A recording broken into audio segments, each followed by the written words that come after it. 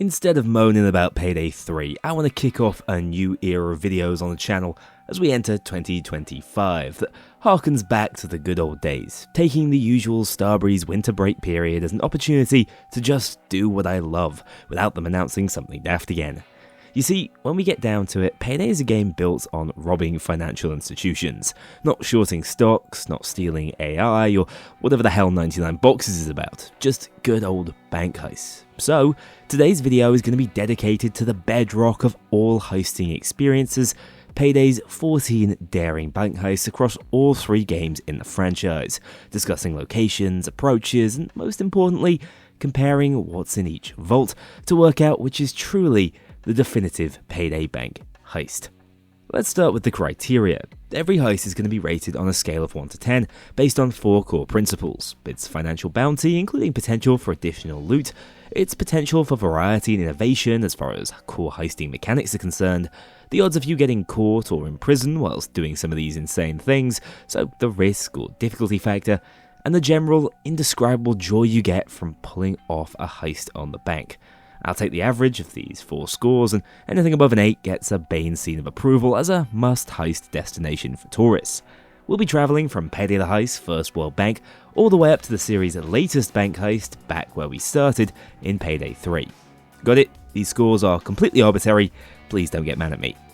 One thing to mention is that across Payday 2's lifespan, they had a bit of a tricky time balancing cash value and reward, not helped by the fact the offshore mechanics split any earnings. Let's be honest, no one's stealing over $5 million in cash from a branch bank, yet Bank Heist Cash's death sentence max payout is north of that figure. So for the purpose of comparison in this video, I've had to do some investigating. The only time we've been given official figures for the value of cash relative to the magnitude of the bundles was during the early access stream giveaway. We were told this pile of money in Golden Shark is worth $200,000, so I'm going to trust that as a guideline moving forward. That in mind, this pile of money in Payday 2 can't be worth millions. In fact, it seems like the closest value is its normal cash payout, sitting at roughly $600,000. Another good barometer is First World Bank, which appears across all 3 games, giving us some indication of comparative value. Overkill difficulty on this one within Payday 3 plays out upwards of $2 million, which is shockingly close to the amount we earn from normal difficulty back in Payday the Heist, and not a million miles away from what we earn on hard with all loose loot in Payday 2. It's not an exact science, but the way I'm going to measure loot potential is via normal difficulty in Payday the Heist, hard in Payday 2, and overkill in Payday 3, just because that gives the most accurate relative proportion on FWB. Obviously, there will be situations, overdrill, where that difficulty approach won't be entirely possible, and some additional loot has more than just financial value, but we'll cross that bridge when we get to it, which probably won't be far down the line as we're starting off with Payday the Heist forever iconic First World Bank. This is where it all began, the very image of a classic bank heist. Go in fast, control the civilians, make it out with the loot. Everything from the grandiose architecture to the light marble colour scheme reflected the film that remains the game's greatest inspiration, Heat. The approach on this heist is fairly straightforward. Find the manager, take his keycard, unlock the room with pre-stashed tools inside, drill the first gate and hack the lockdown placed on it simultaneously before using thermite to burn into the vault from above, its clear weak spot. Bag the loot, then flee back through the bank to blast into an adjacent office that has access to a staircase leading down to the nearby basement level loading zone where a garbage truck is already in place to disguise the escape. It's about as easy to comprehend as it comes, and with the Payday gang not bothering much with stealth back in the day, it was pretty much a fixed plan. Of course there is one variation, there being the extra vault housing 70 mine gold bars, requiring a 30-minute drilling section and some impressive puzzle solving skills to liberate. Overdrill is iconic for a reason, but this heist still tends to go pretty much the same way no matter how many times you try it. Of course the risk factor has to be on the more intense side for this one. Needing to drill for 30 minutes opens you up to 1,000,001 things that can go wrong, especially accounting for the core difficulty of Payday the Heist. Then you have the standard objectives to consider too. The open thermite plan is pretty crazy in and of itself, and going to this one knowing there'll be a massive police response on the crew's tail regardless takes some serious balls. But the result of that hubris has to be one of the most enjoyable core heist experiences this franchise has ever witnessed, whether you're going for an overdrill clear or not. This heist might also have one of the highest canonical payouts we've ever seen. The contents of the vault itself come to somewhere in the region of 2 million, which is pretty crazy on its own, but that's not factoring in the Mayan gold, which is priced at 1 million per bar. Quick maths on that, and you're looking at an over $70 million take home from an all loot completion of this heist. Not to mention that the Mayan gold is a staple requirement to save the world some 7 years after this heist initially took place, so you can probably argue the loot on this heist is priceless. My overall score of the original First World Bank is a whopping 8.25, landing it with a Bain seal of approval, a must-heist destination. Unbelievably though, it's the only bank on offer within the first Payday game, meaning we're already stepping foot into the banks of Washington DC, starting with a few stops at the many branches of Harvest and Trustee. Probably the most heisted banks in history, we're still learning of hits on Harvest and Trustee 10 years after our first through the introduction of Pearl. These banks are your standard inner city branches, frequented by the general public for transactions of all kinds, but somehow always holding on to more valuables in their vault and deposit boxes than logic should dictate. This franchise couldn't even back this hubris up with impressive security systems. All DC branches hold a maximum of 3 patrolling genset guards and a 4th operating the security cameras, nowhere near enough to stop the Payday gang no matter how they want to go about their business. Of course, as of Payday 2, stealth is now an option, although the only difference that will make to the gang's approach is whether they're getting shot at during a prolonged vault drilling session or not. Bank heists don't get much more straightforward.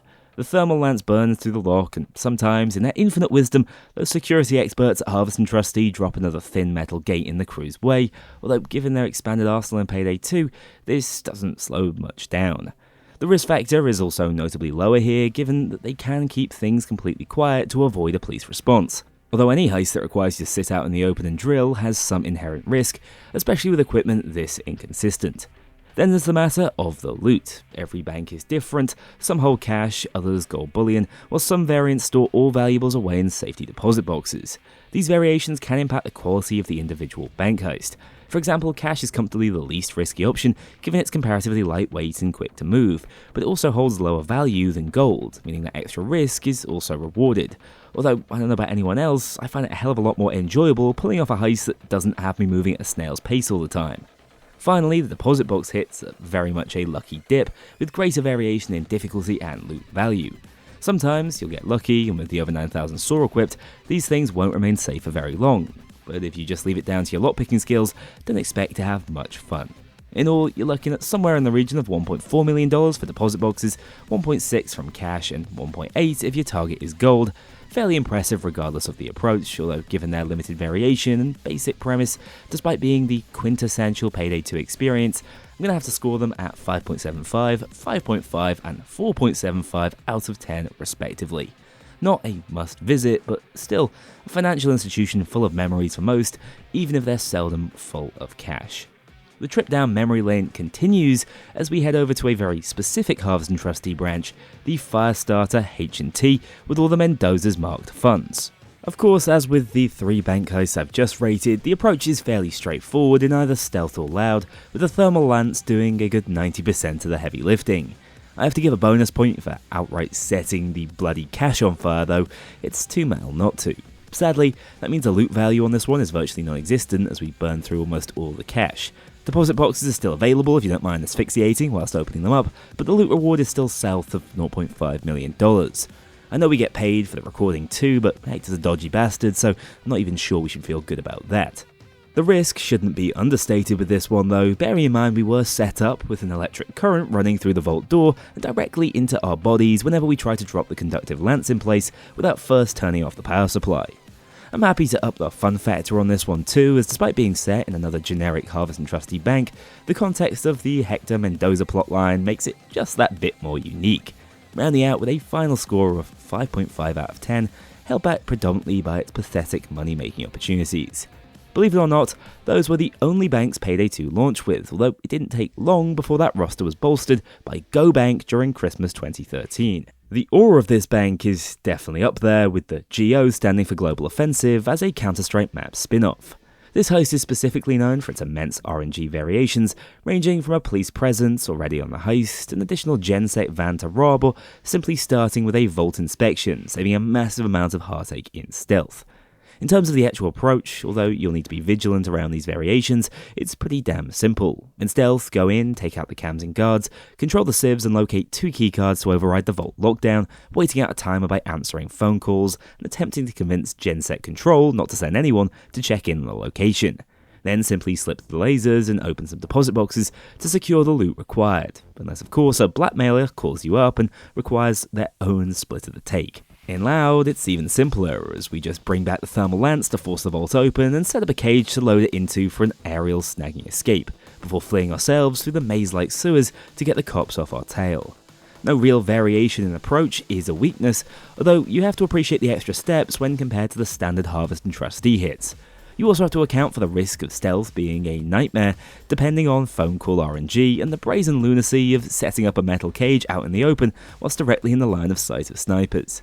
Sadly, the resulting experience is far from the most enjoyable bank heist in the game, as you often feel at the mercy of RNGs taking the wheel and deciding your fate.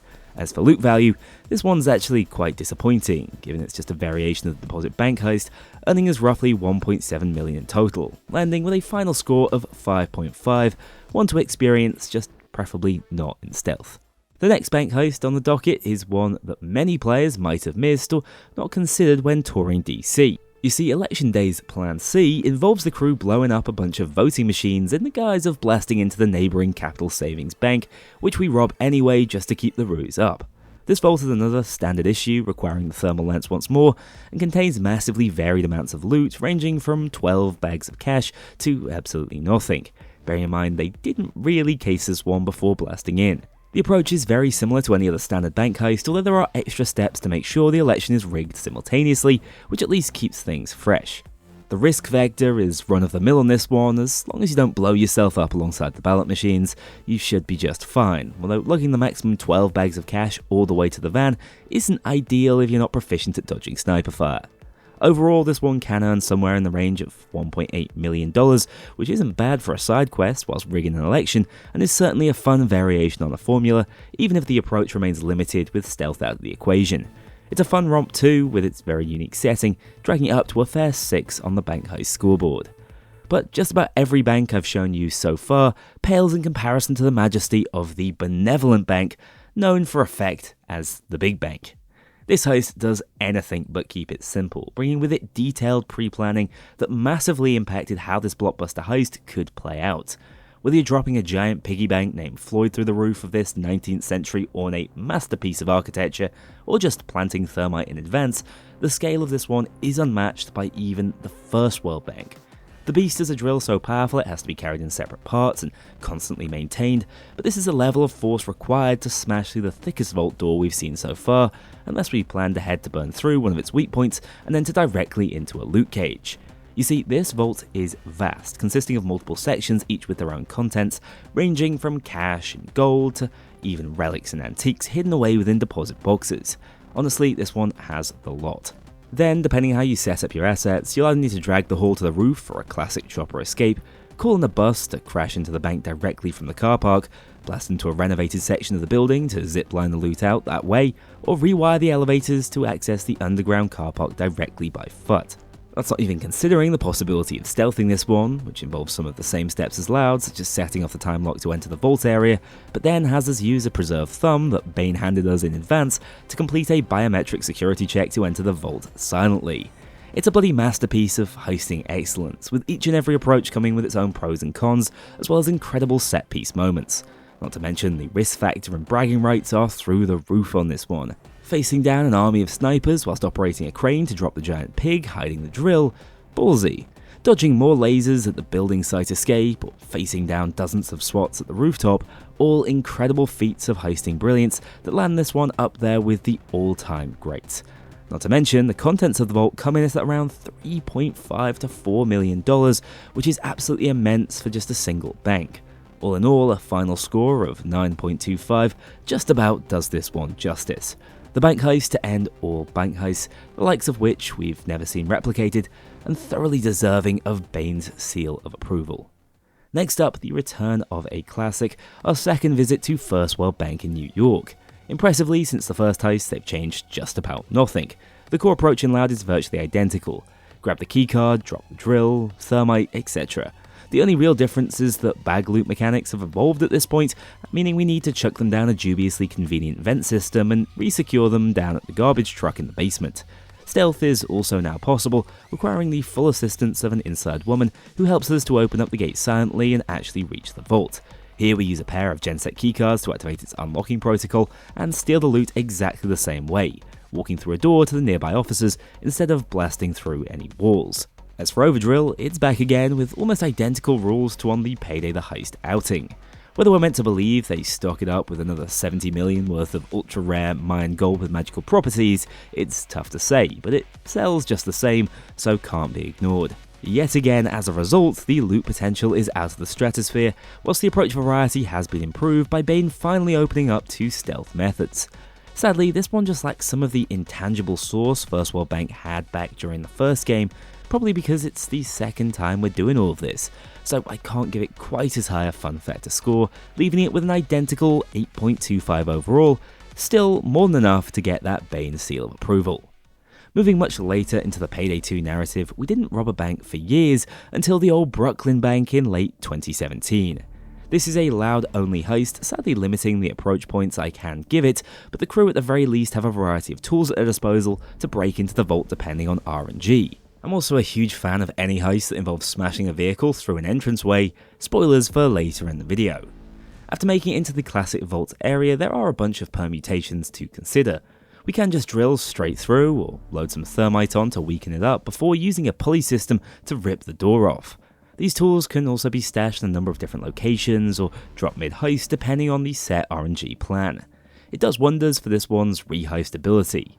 Of course, this is sort of another fake bank heist, as although we can steal the contents of deposit boxes or the gold found within the vault, the real prize is buried underneath the old bank's very foundations. The Medallion of the Perseids is one of the keys to unlocking the true secret ending to Payday 2, and so its value is tough to quantify. Just as an artifact, it's surely worth millions, but when crucial to a bloke literally regenerating to the body of the president, you can see why you might want to steal this thing. This heist takes place after Bane's capture and Locke's return to the crew, so it also has the amplified risk factor associated with the final murky water run-ins. This is when the gang had their backs against the wall and heists were becoming less and less thought out. Overall, it's a pretty stellar combo of exhilarating loud gameplay, a variety of approaches and escape options, and crucial to the overarching story. Being a little on the simplistic side and lacking the nuance of stealth though, means it just misses out on that 8+ rating at a final average of 7.5 out of 10. Meanwhile, while some of the gang are off saving the world by robbing banks, a small subset spent 2018 gallivanting around Mexico. San Martin Bank is undoubtedly one of the most fleshed out experiences from the initial Silk Road campaign, bringing classic bank heisting to a brand new setting in South America. Believe it or not, it's also the very last bank heist of Payday 2's 10-year run, so the guys made sure to go out in style. Stealth is a challenging romp through the bank's heavily populated rear hallways and offices as you find the necessary items to prise open the vault silently, locating a 4-digit code to get inside. It's actually the first time the gang uses tape to copy over fingerprints too. In classic bank heisting fashion, the garbage truck also makes a return as our escape vehicle. As for Loud, the obvious time saver involves Vlad's brother Harudin smashing emphatically through the front gates. This might be the most brazenly we've ever willingly endangered civilians to get a job done. Locke really doesn't care half as much for civs as Bane did. Again, even reaching the vault is a struggle once inside the building as we need to persuade an IT guy to override the lockdown. From there we go back to an old big bank classic as the multi-part beast returns to break down the ultra-thick vault doors. It's not got the nuance of Big Bank's thought-out multi-layered approach, but it's not a bad effort for a much smaller bank outside the country. The loot is very much worth it too, as this is simply hauled out via ziplines over to a classic van escape, which I'm not going to mark too harshly.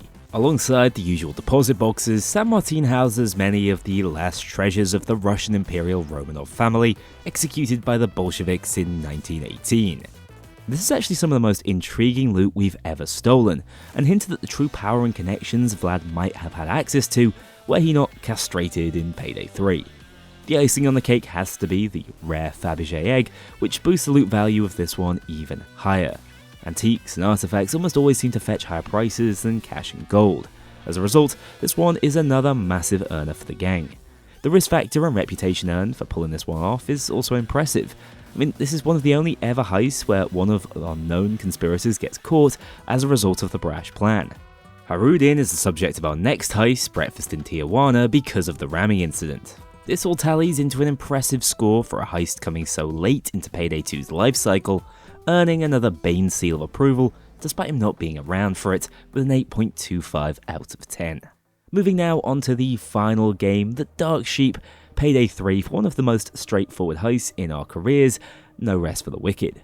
If you could say Payday 3 had an iconic or recognisable heist, it would have to be this one. The green-branded Secure Capital Branch Bank in New York that has one of the simplest hits on the list. In Loud, this one is all about hostages, easing the crew into the new mechanics and rules of engagement, whilst all we need to do objective-wise is focus on burning thermite above the vault. Again, the doors are too sturdy, so we use a weak point in the roof, although unlike when we use this strategy on First World Bank, the cops actually have ways to slow down the process, meaning we need to keep feeding fuel to the fire. Once inside, it's the usual setup of loot deposit boxes and stacks of cash, with GenSec finally securing stored money with die packs that need to be defused to avoid the notes being marked. The only route to escape is via the main road, meaning we need to push through the back alleys to call in Twitch with the van, turning off the power to the 4 boxes responsible for the electronic roadblocks to secure a path out. There's beauty in simplicity, although stealth does complicate matters somewhat, as the first objective is to open up a path to the vault via a colour-coded switch box, requiring us to find a keycard and hack into their security systems to work out which switch needs flipping. From there, it's a case of giving one of the authorised managers a retinal scan at the vault and hacking their computers for a list of potential codes, using a black light to confirm the order by the greasy fingerprints. The loot can then either be secured in the van or potentially one of the dumpsters to the rear of the bank if you happen to come across a favour. The slight nuance of being able to do most of this unmasked isn't lost on me in terms of approach points, and I do think it's quite a brazen first heist back by the crew. Remember, canonically, this one's done with just the starting arsenal, with the gang facing off against the policing and security advancements made in New York since their retirement.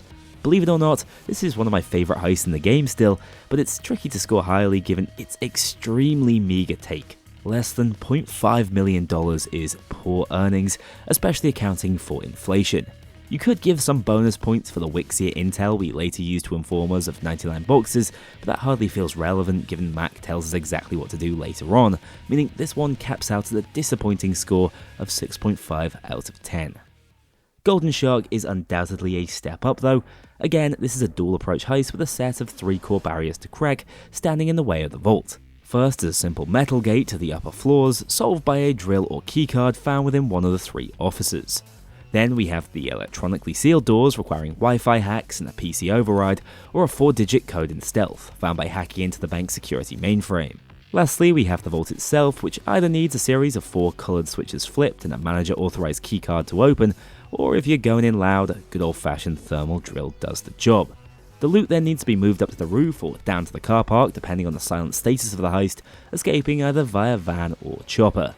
It's got a lot of those cinematic elements and brazen heist plans we've loved for years, although once again, especially in Loud, it does feel like the gang has turned into a bit of a blunt instrument with only a few tricks up their sleeve. As for loot, it's mostly this pile of cash we're stealing, although I have to note the importance of Patricia Shark's server we also lift from the vault, as that contains all the conspiratorial details which might be the most interesting lore drop we ever received in Payday 3. In a roundabout way, it also helped Joy reverse engineer its encryption tech to better secure the gang's crypto supply, which has some tangible value for the gang. Still, the crew aren't pulling in half what they used to over in DC, again neutering the value of this job to 1.3 million, similar to the much smaller vaults of Harvest and Trustee. With 8 almost across the board, it really is that loot value holding this heist back, leaving it at a respectable 7.5 out of 10. Not a must visit, but certainly an institution to stop by if you're passing through. Hard to believe, but there is just one more bank heist to cover in the Payday franchise's history, if we don't count Raid to fall within the same franchise, even if it does canonically take place in the same universe. That is, of course, the 3rd rendition of First World Bank for Payday 3, and the primary inspiration behind this video. We already know that Payday the Heist and 2's versions are up there on the criminal tourist board, so how does 3's stack up? In terms of approach, the gang has really refined their plan over the years. They've had enough time to think about it, I suppose. In Loud, things feel familiar: drill the electric gate and override its lockdown, hack into the vault room before setting up thermite to again burn a hole in its roof, then move the pure cash loot to one of 4 vent shafts, which are even more magical by 2024, as it seems to send the loot directly back to the safe house without any further hands-on involvement. Then, escape back to the open foyer and fight to blast through the bathrooms and into the neighbouring office before again fleeing to a van in the basement.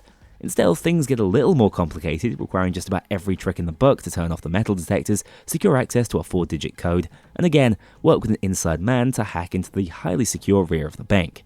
He gives us a set of ID stickers and sends us on our way as again, keycards are used to crack the massive vault open and reroute the cash inside into delivery units set to be sent directly into the gang's pockets, meaning the bank effectively robs itself. Escape is also simplified as the insider has opened up a direct path to the basement, giving us access to a brand new armoured transport vehicle and a load of unmarked dollars inside. I also have to praise the architect for whoever built this branch location of the First World Bank. Its layout is far better connected and convenient for a good heist than it once was. Sadly, the prestige of pulling this one off is also much lower. You see, the cops really don't bother staging effective ambushes on this one, and in Stealth, GenSec do half the work for you, so it's hard to claim too much credit. There's also the small matter of the mine gold, which hasn't been stored in this location. Overdrill is a thing of the past, and so this heist is far less lucrative than its older brothers. Even so, it's the top individual earner in Payday 3 right now, so still deserves some credit. And things might be even better in the months to come, as the secret is now in full swing over on the Dragon Files website, although it might be a little while before that translates into any new loot in-game. As a result, Payday 3's First World Bank falls just short of its predecessors for now, with a 7.75 total score, meaning no seal of approval, but certainly an honourable mention, especially when bank renovations are complete in 2025 and we have some new secret items to seek out. So that's my guide to the banks of Washington DC and New York City, with a little South American getaway on the itinerary too. Like I said at the start, the bank heist is a foundational pillar of what this franchise is all about. If you get the bank heist right, the rest generally follows. Sadly, despite being some of the better heists in the game, Payday 3s are coming up just short at the moment, meaning if you are working on a budget and want to become a heisting legend quickly, I'd have to recommend you see the financial sites around the DC area first, especially the infamous Benevolent Bank. Hopefully, this roster of lucrative options expands in the future, but for now, these are the banks of Payday. Let me know which ones you tend to withdraw from first when in the area. Thank you so much for watching this slightly unserious video. Happy New Year. Be sure to check out the New Year's deals over at Apex Gaming PCs from my link down in the description, and I'll see you all very soon with more Payday videos. A huge thank you to my dedicated Patreon backers. If you want to join this crew in going infamous, check out the link below and pledge as little as $2 to see your name in the credits, or get 24-hour early access to future videos and vote on upcoming content. Take care, I'll see you all soon.